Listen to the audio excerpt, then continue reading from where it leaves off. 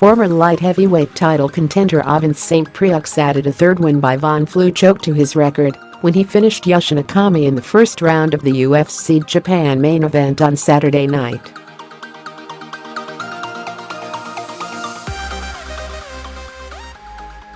The crowd in Saitama fell silent as Okami pulled half guard on his much larger opponent.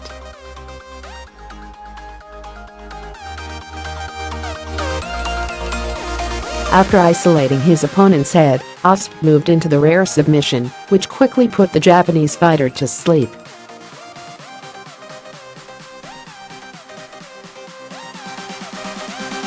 Speaking after the fight, Osp called for a rematch with Brazilian legend Mauricio Shogun Rua, who he knocked out in September 2014.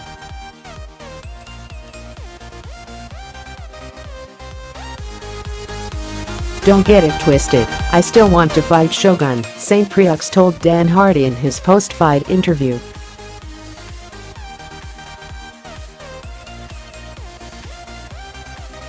"I'm still looking for him." Many thought that Claudia Gadelha had cemented her place as the second-best strawweight in the world ahead of her meeting with fellow Brazilian and former title contender Jessica Andrade.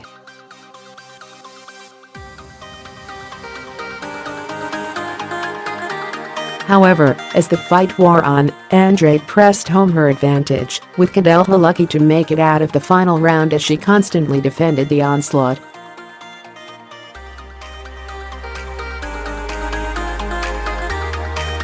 Gadelha's crisp combinations bloodied Andrade early in the first round, but Andrade managed to stave off her attacks by forcing the grappling exchanges.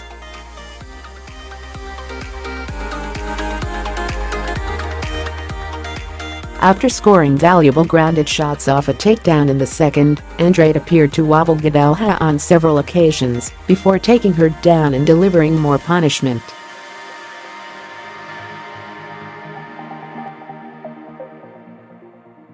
Andrade took a unanimous decision win and dedicated her win to Brazil, having lambasted Gadelha's move to the US ahead of the clash.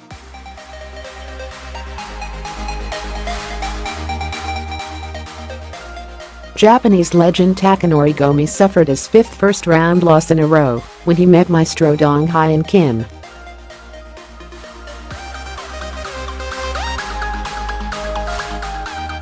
Kim rattled the Pride veteran with a right hand before he poured on the strikes to finish.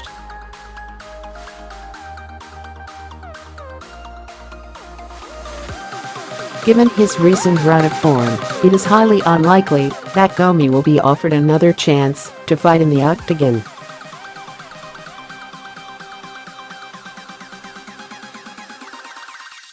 Kickboxing legend Gokhan Saki started off his UFC career with a bang, dropping Henrique da Silva to the canvas with his patented left hook in the final minute of the first round.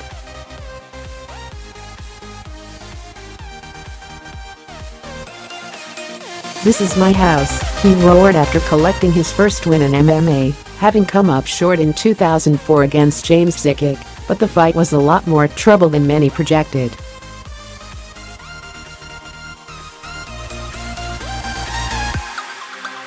After starting off with a blistering pace, rocking da Silva with a straight, the Brazilian fired back with two knees from the clinch.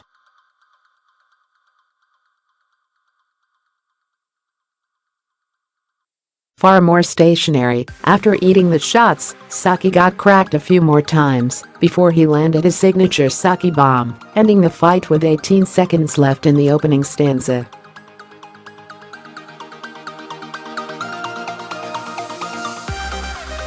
It was clear that Teruto Ishihara was feeling the pressure of the two-fight losing streak he carried into his homecoming against Rolando Dy.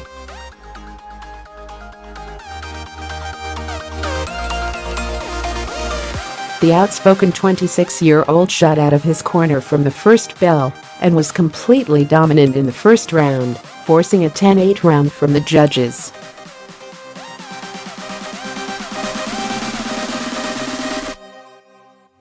Dy landed some big shots at the end of a far more tentative second round and nearly buckled Ishihara with a nearly.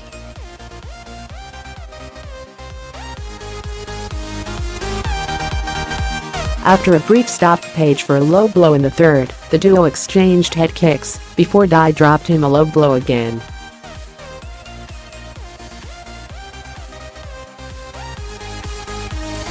The referee took a point for the brutal low shot, and when the action started again, Ishihara took his opponent down, effectively sealing his unanimous decision win.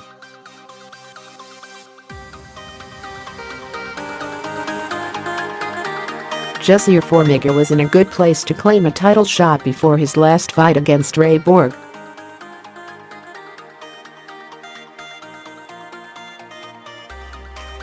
When he came up short, the book was passed to Borg, who would later drop out of his UFC 215 matchup with champion Demetrious Johnson due to weight-cutting complications.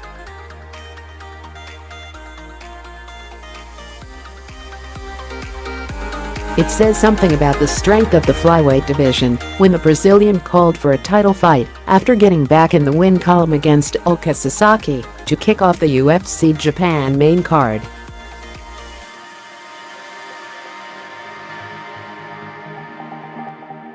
Formiga survived an early onslaught of body kicks